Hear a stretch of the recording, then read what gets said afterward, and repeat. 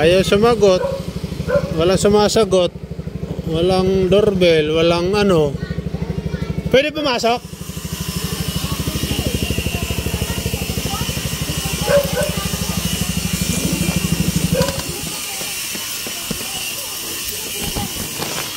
Saan banda? Dolo sa kaliwa?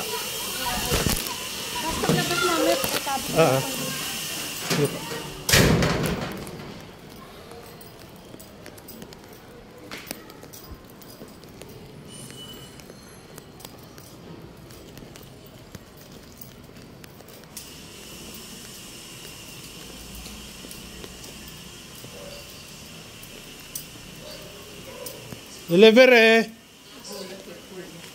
Hindi naman kasi sumasagot eh. Buti pinapasok ako. Kanina pa ako sumisilip. Wala eh. Tapos uupo ko lang eh. Oh? Oo. Sure ka? Sure nga ako eh. Pinapasok ko ako ng atin. Kaya wala. Bulog ako. Sabi ng pinsan ko. 10:55. Hindi, let yan. Huwag mo sasundin yung ano. Kaya yung apps. Ano ko.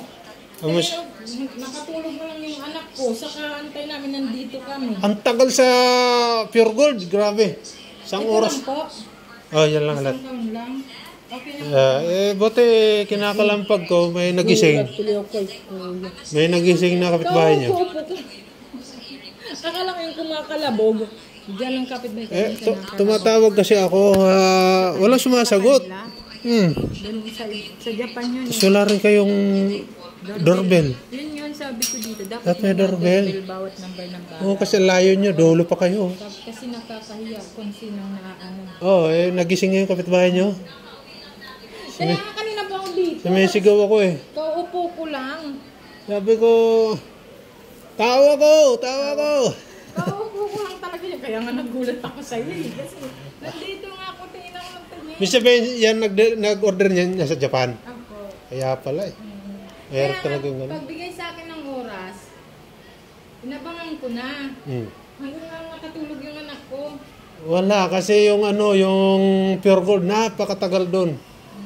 Kaya sabi niya, abangan Muntik mo ko na nga yan ni Red Spots eh. Abangan mo kami 10:55, sabi niya. Ay wala.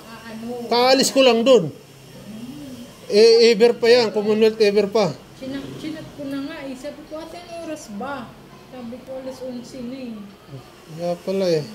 Kaya yun, 11:34. Siyempre, pag alis ko doon, takbo pa. Thank you, Tia. Oo. Tulog ka na. Kaya nga nagulat ako pag sabi. Na-istorbo ko yata yung ano mo eh.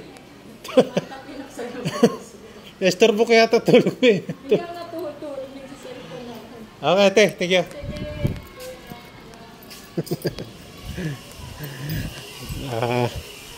Inaabangan niya na pala ako, mga paps. Yun nga lang, mali yung oras na binigay sa kanya. Ang tagal sa Pure Gold. Ayun. Hindi kami napang-abot sa abang niya. Hindi niya maririnig yung sigaw natin kasi ang layo, nasa dulo siya. Mabuti ito si ma'am dito. Narinig niya yung kalabog natin kaya pinapasok niya ako. Ayan, naihatid ko na.